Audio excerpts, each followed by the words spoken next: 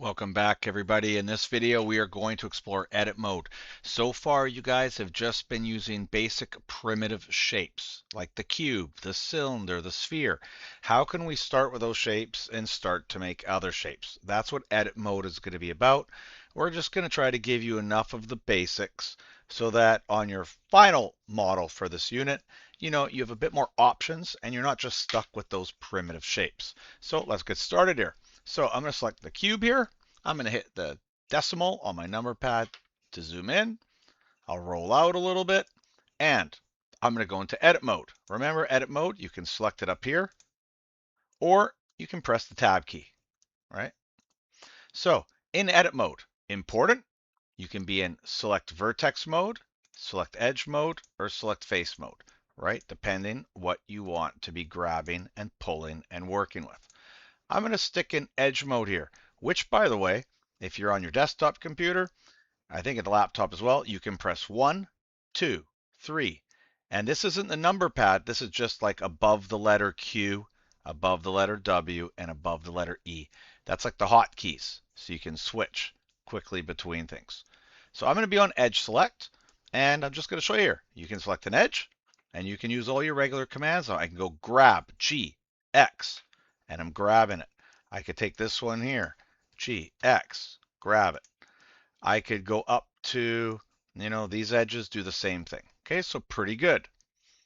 If you want to shorten things, I could shift select. I could take that edge, hold the shift key, so also select that edge, and I could do a scaling, S, X, and now I scale them in the X direction, right? So they both go the same way, right? I could grab them, Z, pull them up. And so you sort of see how it works.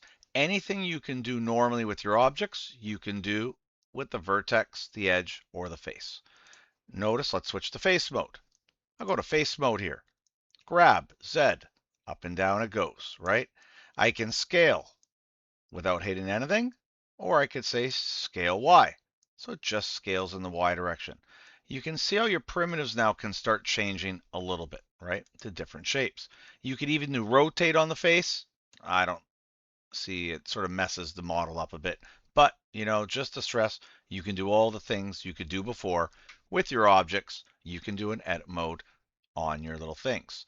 You can see here if I tab out to object mode, now I select this guy, hop over there with the decimal key, and you can see here you could do the same thing. You could grab this face, grab Y, just grab the edge, right? I could press 2, grab this, grab Y, pull in, etc. You could take these two guys at the same time, scale X. Whoops, I did not grab 2 at the same time. Grab that one and that one, scale X, pull them in, etc. You want individual points to move around, grab Z. You can start to fiddle with individual points. Grab Y, and start changing your shapes around, right? Later on, in the next video or two, we'll show you how to actually make new points and delete points, right? And then at that point, you can basically form anything you want to make, right? Starting with the primitive shapes.